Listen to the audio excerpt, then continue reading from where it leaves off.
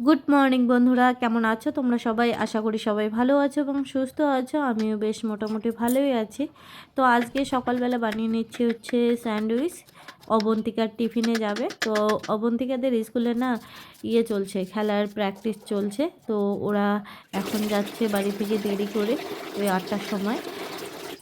আর daily দিন তো 7টার সময় স্কুল থাকে। তো এই খেলার যে দুদিন আর কি প্র্যাকটিস হবে, সেই 2 দিন 8টার সময় যেতে হবে। তো হাতে অনেকটা সময় আছে আমার, তো সেই জন্য বাড়ি থেকে টিফিনটা বানিয়ে দিচ্ছি।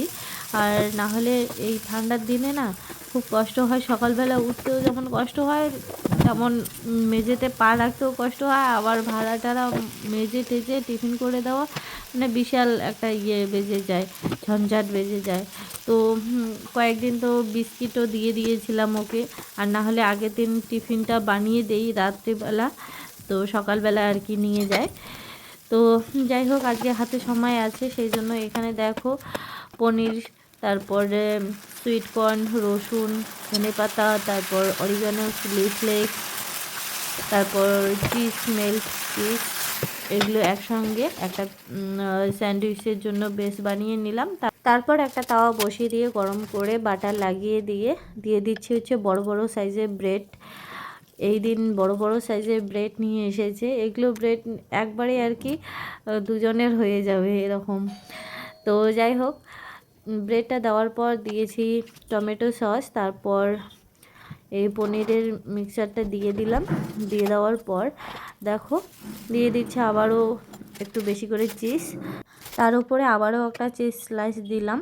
তো এবার দিয়ে দেবো হচ্ছে যে ব্রেডের উপরে আবারও লাগিয়ে নিয়েছি তোমার টমেটো সস, লাগিয়ে উপরে দিয়ে উল্টে পাল্টে ভালো করে সেঁকে নিয়ে নামিয়ে নেব। মাঝখান দিয়ে চেপে চেপে দিচ্ছি যাতে চিজটা একটার সঙ্গে একটা লেগে যায়। তো অবন্তিকাকে দিয়ে দিলাম। ও টিফিনে নিয়ে চলে গেল ওর বাবার সঙ্গে, ওর বাবাও বেরিয়ে গেল একবারে। এখন আমিও ব্রেকফাস্টটা সেরে নেব, তারপর ঘরের কাজবাজ অনেক আছে।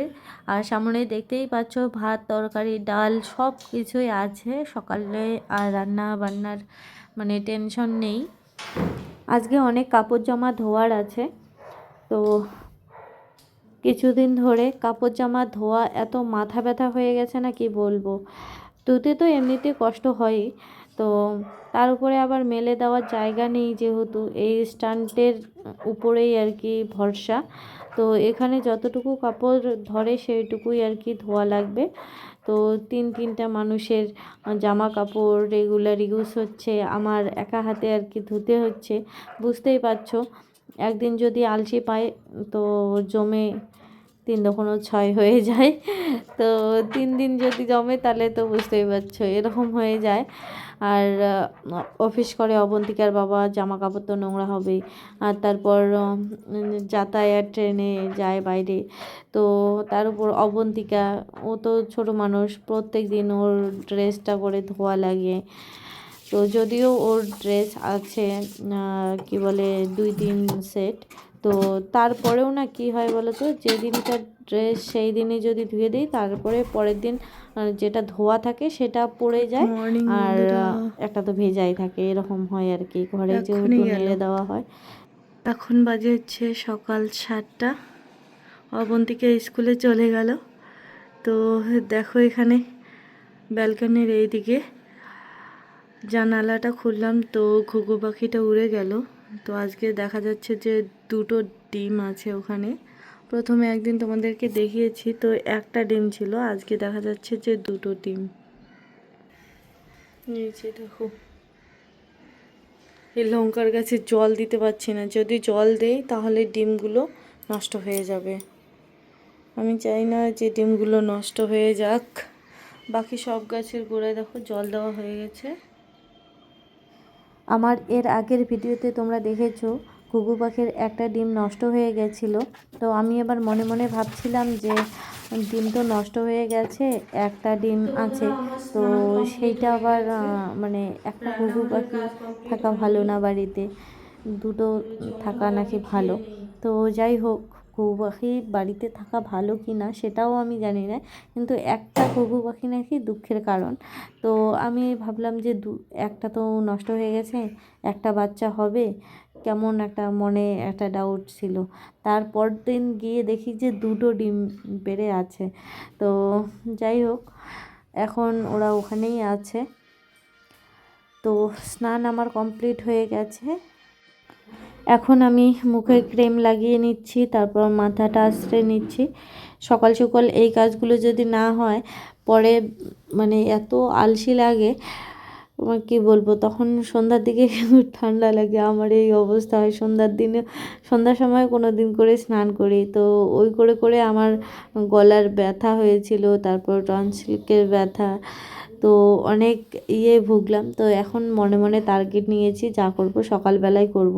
আর বিশেষ করে ফেস ওয়াশ করার পর যদি ক্রিম না লাগাই, তো এখন মনে হয় যে মুখের চামড়াটা ফেটে ফেটে যায়। তো ইদানিং আমার চুল খুব পড়ছে, তো সেই জন্য সবসময় বেনি করে রাখছি। আর চুলগুলোও দেখো 2 বছরে অনেকটাই বড় হয়ে গেছে। দেখো ঘুঘু পাখিটা তখন চলে গেছিলো, এখন এসেছে। এদিকে আবার অবন্তিকার বাবা কল করে বলছে যে মানি ব্যাগটা আমি রেখে এসেছি, তুমি একটু দিয়ে যাও। তো মানি ব্যাগ দিতে যাচ্ছি এখন। আর আমাকে স্নান করার পর এত ঠান্ডা লেগেছে না, কি বলবো। এই মানি ব্যাগটা দিয়েই ঘরে গিয়ে একদম কম্বলের তলায় ঢুকবো, এখনই বের হবই না। যখন অবন্তিকাকে আনতে যাব তখন বের হয়ে রেডি হয়ে চলে যাব আর কি।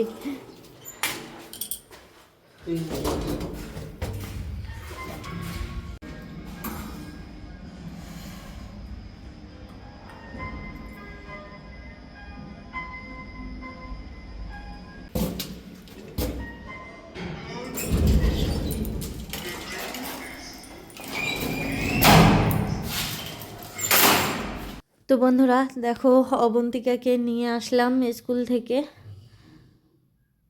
তো এখনও অবধি রাস্তায় আছি। তো আজকে বেশ ঠান্ডা পড়েছে, দেখতেই পাচ্ছ। এখন প্রায় 11:30 মতো বাজে। তো এখনও মানে ওয়েদারটা কেমন মেঘলা মেঘলা। তো আমার জামা কাপড়গুলো ধুয়ে দিয়ে মাথাটাও ধুয়ে নিয়েছি, সকালবেলা ধুইনি, কারণ কি বলো তো খুব ঠান্ডা লাগছিল আর অতক্ষণ সহ্যই করা যাচ্ছিল না।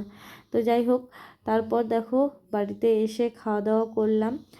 কালকের ব্রোকলি তরকারি ছিল আর মুগের ডাল করেছিলাম, সেগুলোই খেয়ে দিয়ে চলে যাচ্ছি এখন ছাদে। অনেক দিন বাদে ছাদে আজকে আসলাম। তো অনেক দিন বাদে ডাইরেক্ট সূর্যের আলো আর কি আমার শরীরে পড়ছে। ঘর থেকে বেরিয়ে হই না, মানে যবে থেকে আমাদের এই টারটা, এই জায়গায় আমাদের টার ছিল, তো টারটা কেটে দিয়েছে কে জানি না। তো তারপরে আমরা আর টার পাতিনি, এখানে মাঝখানে হয় নাকি অনেকে অনেক কিছু বলছিল। তো আমি ভাবছিলাম যে আবার টার নতুন করে বানাবো, আবার ঝগড়াঝাটি কে কী বলে না বলে। মানুষের ফ্ল্যাটে থাকি, তার মধ্যে আমরা ভাড়াটিয়া, আর পাতবই না এই জায়গাটার। তো তারপরে আজকে এসে দেখি যে আমাদের এই জায়গাটায় অন্য কেউ টার বেঁধেছে আর কি। আমি এসেছি এই আমার একটা ড্রেস আর কি মেলে দিতে অন্যের টারে। তো এক কাকিমার টারে দিতাম, তো ওনাকে বলেছিলাম, অবন্তিকাকে যখন স্কুল থেকে নিয়ে আসি নিচের ঘরের কাকিমাকে বলেছিলাম যে আমার শুধু একটা জামা একটা প্যান্ট তোমাদের টারে দিতে চাই, কি বলো। তো বললো যে দাও, আজকে আমাদের কাছাকাছি নেই। তো দিতে এসেছি, এসে দেখি যে এখানে আমাদের যেখানে টার ছিল সেখানে আর কি অন্য কেউ টার পেতে নিয়েছে। তো কী করা যাবে বলো, আমাদের যেহেতু নিজের নয়, তো সেই রকম একটা ইয়েও নেই, কি বলে জোর নেই, দিতে পারি না। বাকি কাপড় জামা যেগুলো ধুয়েছিলাম সেগুলো ঘরের ওই ইয়েতেই দিয়েছি, র্যাকের মধ্যে। তো এই 2টা জামা আমাকে লাগবে জন্য, মানে আজকেই লাগবে জন্য আর কি ছাদে দেওয়া। আর এখানে দেখো ছোটো কাকিমাদের কি বলে তোমার ফুলের গাছগুলোতে কি সুন্দর সুন্দর ফুল লেগেছে, গোলাপ ফুল বিশেষ করে। তো আমাদের গাছগুলো কেমন যেন হয়ে গেছে ছাদ থেকে নিয়ে যাওয়ার পরে। মনে মনে এটাও ভাবতেছি যে ওই গাছগুলোর না আশা ছেড়ে দেব, ছাদে রেখে দেব, কে কী করে করুক, ভালো তো থাকবে। ব্যালকনির এইদিকে আমি আমার সাথে যখন রাখতে চাই, ব্যালকনিতে ভালো হয় না। তো এখন আমার স্বার্থটা ছেড়ে দিয়ে মনে হচ্ছে যে গাছের স্বার্থটা দেখতে লাগবে, গাছ যাতে হেলদি থাকে। তো সেটাই চিন্তা ভাবনা করছি, দেখছি কবে নিয়ে যাই ছাদে গাছগুলো। তো যাই হোক, তারপর খাওয়া দাওয়া করে তো আমরা জামা কাপড় মেলে দেওয়া দেওয়ি করে শুয়ে দুই মা মেয়ে মিলে মোবাইল দেখছিলাম। তারপর ওইদিকে অপরদিকে ঘুমিয়েও ছিল। তো একবারে বিকাল 5টার দিকে উঠেছিলাম, উঠে অবন্তিকা বই পড়তে লেগেছিল। অবন্তিকার বাবা চলে এসেছে, পরে সবার জন্য একটুখানি করে কফি করে নিচ্ছি। অবন্তিকার ম্যামও চলে এসেছে একটু বাদে। তো কফি বানিয়ে নিচ্ছি, এখানে দেখতেই পাচ্ছ। প্রথমে কফিটা বানিয়ে নিলাম, তারপর আলাদা কাপের মধ্যে একটুখানি চিনি, একটুখানি কফি আর সামান্য পরিমাণে জল দিয়ে এই কফি মেকারটা দিয়ে একটুখানি ঘুরিয়ে নিচ্ছি। আর এই ফ্লাফি ফ্লাফি যে কফিটা, সেটা সবগুলো কাপের মধ্যে ঢেলে ঢেলে দিয়ে গরম কফিটা দিয়ে দেবো এর মধ্যে। তো অনেক দিন বাদে সঠিকভাবে কফি বানানোর নিয়মটা আর কি পেয়েছি, পারফেক্ট কফি। তো যখন আমরা বাইরে কফি টফি খাই কিনে, তখন না এরকম থাকে আর কি, কফি মেকারের সাহায্যে একদম মানে সুন্দরভাবে বেরিয়ে আসে, উপরে একটুখানি ফোলা ফোলা থাকে। তো ওই জিনিসটা আমি বাড়িতেই করানোর জন্য এই কফির ইয়েটা কিনে নিয়ে এসেছি। তো তারপর কয়েকদিন আমি ট্রাই করেছি, এক একদিন এক এক রকম হয়ে গেছে। তো ফাইনালি আর কি পারফেক্টভাবে বাড়িতে মন মতো করে নিতে পেরেছি আর কি। তাও আবার একজন দিদিভাই আমাকে কমেন্টে বলেছিল, তো সেই কমেন্ট অনুযায়ী আর কি। তো অনেক দিনে বলেছিল, তো কমেন্টটা না আমি আজকে শো করাতে পারছি না, মানে রিপ্লাই দিয়ে দিয়েছি, এখন কোথায় গেছে আমি খুঁজেই পাচ্ছিলাম না। তো যাই হোক, ম্যামকেও দিয়ে দিলাম কফি, আমরাও খেয়ে নিচ্ছি এখন। সকালবেলা না অবন্তিকার বাবা স্যান্ডউইচ খায়নি, তো ওর জন্যে যেটা ছিল আর কি, তো সেটা রেখেই দিয়েছিলাম। আর ও এখন এসে আর কি চায়ের সঙ্গে খাচ্ছে, আমাকেও বললো যে তুমি একটা নাও। তো আমিও একটা নিলাম, ওকে একটা দিলাম। কফি খাওয়ার পর তারপর রান্না বান্না করতে হবে। তো ম্যাম চলে যাওয়ার পরেই রান্নাটা শুরু করে দেব। তো বন্ধুরা, কফি খাওয়ার পর ম্যাম আর অবন্তিকাকে ঘরে রেখে আমরা দুজনে মিলে গেছিলাম বাজারে। তো বাজার থেকে ফিরে আসার পর আর কি রান্নাও করব। আর এখানে দেখো নারকেল আমি করে নিচ্ছি, ভাপা পিঠা বানাবো। অনেক কয়েকদিন ট্রাই করেছি, আমার মানে হয়নি, আজকে পারফেক্টভাবে হয়েছে। তো সেই জন্যই আর কি ভিডিওটা তোমাদের সঙ্গে শেয়ার করছি। তো আমি অনেক দিন থেকেই ইউটিউব ইনস্টাগ্রামে দেখে দেখে বাড়িতে ভাটা বলছি, ভাপা পিঠা বানানোর চেষ্টা করছি, কিন্তু আমার ভাপা পিঠা সেরকম হয় না, ঝুরঝুর করে পড়ে যায়, কেন জানি না। আমি ভাবি যে গুঁড়ো চাল, সেই জন্য হয়তো। তারপরে একদিন বাড়িতেই চাল ভিজিয়ে গুঁড়ো করে করেছি, অনেক কষ্ট করে করেছি, কিন্তু হয়নি। তারপর আজকে আবারও ভাপা পিঠা বানানোর চেষ্টা করেছিলাম, তো আজকেরটা একদম পারফেক্ট হয়েছে। তো সেই জন্যই তোমাদের সঙ্গে শেয়ার করছি আর কি। তো এতদিন মানে পারফেক্ট হয়নি একটা কারণে, সেটা হচ্ছে এই যে জলটা লবণ জল আমি প্রত্যেক দিনই ইউজ করি, হালকা কুসুম গরম জল, যাতে আঙ্গুলটা ভেতরে রাখা যায়, শোয়া যায়, সেরকম করেই করি। তো জলটা না একটুখানি বেশি করে দিয়ে চালের গুঁড়োটাকে করতে হবে, কি বলে, মেখে নিতে হবে। তো যাতে বেশি মানে না হয়, ডোয়ের মতো না হয়, আবার যাতে বেশি ঝরঝরাও না হয়। তো দেখতে পাচ্ছ এখানে আমি একটা গামলার মধ্যে নিয়ে নিচ্ছি হচ্ছে চালের গুঁড়ো, তারপর দিয়ে দেবো ওই লবণ জলটা। ভাপা পিঠাতে না চালের গুঁড়োর পরিমাণটা বেশি লাগে, তো সেই জন্য আমি এখানে দেখো 1 প্যাকেটের বেশিরভাগটাই গামলার মধ্যে নিয়ে নিলাম। অল্প একটুখানি শুকনো রেখে দিলাম, পরে যদি প্রয়োজন পড়ে তখন ব্যবহার করব। তো এখন দেখো লবণ জলটা আমি এক এক করে আর কি দিয়ে নিচ্ছি। এখানে সমস্তটাই লাগবে, সমস্তটা লাগবে না হয়তো, তো দেখা যাক। তো মানে বেশি ঝুরঝুরেও না, আবার বেশি যে সেটাও না।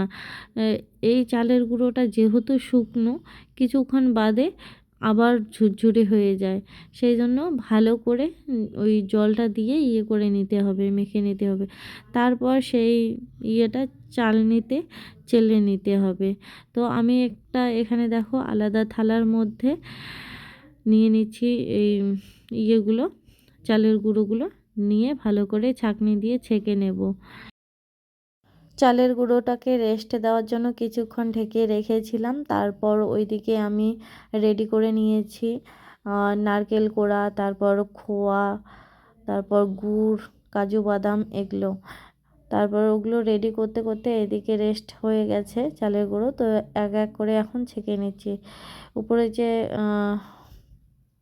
চালের গুঁড়ো যে গুটি গুটিগুলো দেখা যাচ্ছে, সেগুলো আমি হাত দিয়ে মথলে মথলে ভেঙে নেব।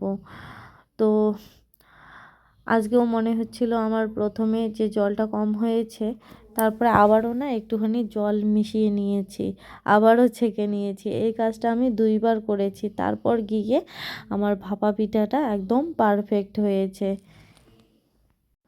প্রথমে যে আমি চালনিতে ছেঁকে নিয়ে ভাপা পিঠা 1টা 2টা বানানোর চেষ্টা করেছি, তো আগের মতোই ঝুরঝুরে হয়ে যাচ্ছিল। তো তারপর জল মেশানোর পর দেখো একদম পারফেক্ট হয়েছে, দেখে তোমরা বুঝতেই পারছো। তো এখানে দেখো আমি কি করছি, প্রথমে একটা ছোট এই যে বাটির মধ্যে নিয়ে নিচ্ছি শুকনো চালের গুঁড়ো, দিয়ে ভালো করে মানে মেখে নিয়ে তারপর ভেজা চালের গুঁড়ো দিয়ে মাঝখান থেকে আমি দিয়ে দিয়েছি নারকেল, তারপর গুড়, খোয়া, তারপর কাজু, এগুলো দিয়ে আবারও উপর দিয়ে চালের গুঁড়ো দিয়ে ভেজা চালের গুঁড়ো দিয়ে বাটিতে করে চেপে চেপে দিয়ে তারপর দেখো একটা নিয়েছি সাদা কাপড়, সেটা ভালো করে ধুয়ে এইভাবে চাপ দিয়ে আর কি দিয়ে দিচ্ছি। আর বাটিটা দেওয়ার সাথে সাথে আর কি তুলে নিয়েছি, একটু একটু মিস্টেক হয়েছে। আর ওইদিকে দেখতে পাচ্ছ যে হলুদ কালারের তো গুড়ের কালারের 2খানা ভাপা পিঠা, সেই 2খানা ভাপা পিঠা কিন্তু আমার কি হয়েছিল বলো তো, প্রথমে যে নষ্ট হয়ে গেছিলো, ঝুরঝুরে হয়ে গেছিলো, সেগুলোতে আবার একটুখানি জল আর গুড় দিয়ে মেখে আমি আবারও বাটিতে করে দিয়ে আবারও একই প্রসেসে আর কি ভাপিয়ে নিয়েছি। তো তারপর গিয়ে ওই শেপটা এসেছে আর কি। আর তারপর দেখতেই পাচ্ছ একের পর এক ভাপা পিঠা বানিয়ে নিচ্ছি আমি এখানে। একদম পারফেক্ট হয়েছে বন্ধুরা, আমি একদম সাকসেসফুল হয়েছি আর তোমাদের সঙ্গে শেয়ারও করতে পারছি। আর আমি যদি সাকসেস না হই তাহলে না তোমাদের সঙ্গে কোনো জিনিস আর কি শেয়ার করতে আমার মন চায় না, আমি ফেল হয়ে যাই আর তোমার সঙ্গে কি শেয়ার করব তোমাদের সঙ্গে। তো যাই হোক, তারপর দেখো এখানে রান্না চলছে। তো ভাপা পিঠা খাওয়ার পর অনেক রাত হয়ে গেছিলো, অবন্তিকা বই পড়ছিল। তারপর এখানে অবন্তিকার বাবা বলছে যে নাও চলো এখন আলু ভাজা আর ভাত করে খাই। তো আমি বললাম যে আলু ভাজা ভাত কেন, ডাল একটুখানি করি ফটাফট করে, আর আছে হচ্ছে বিনস আলু চচ্চড়ি করি। আজকে রান্নাটা অবন্তিকার বাবাই বসিয়ে দিয়েছিল। তো প্রথমে ভাত আর ডালটা একসঙ্গে সেদ্ধ বসিয়ে দিয়েছিল, একদিকে ভাত একদিকে ডাল। তো তারপর আমি একটুখানি রেস্ট নিয়ে চলে এসেছি রান্নাঘরে। তো এখন ডালটাকে সম্বাদ দেব, আর বিনস সব কেটেছে, আলু কেটেছে। তো আমি এখন ফটাফট আর কি মশলাপাতি দিয়ে জাল করে তরকারি পাতি আর কি নামিয়ে নেব।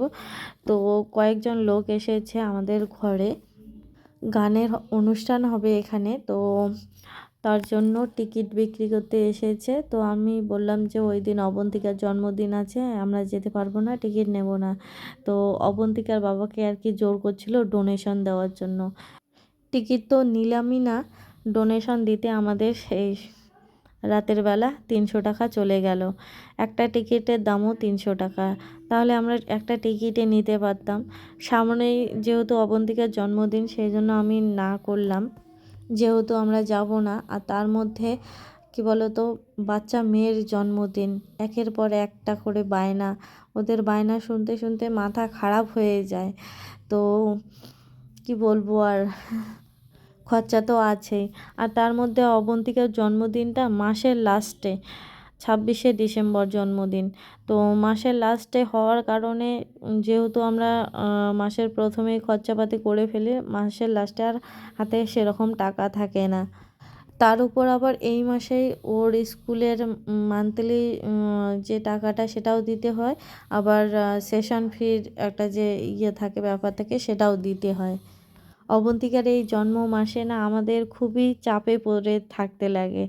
তো এই মাসে এরকম হয়ে গেছে আমাদের, মানে কি বলবো, মন চায় না যে ডোনেশন দেই, কিন্তু জোর ডোনেশন দিতেই লাগবে।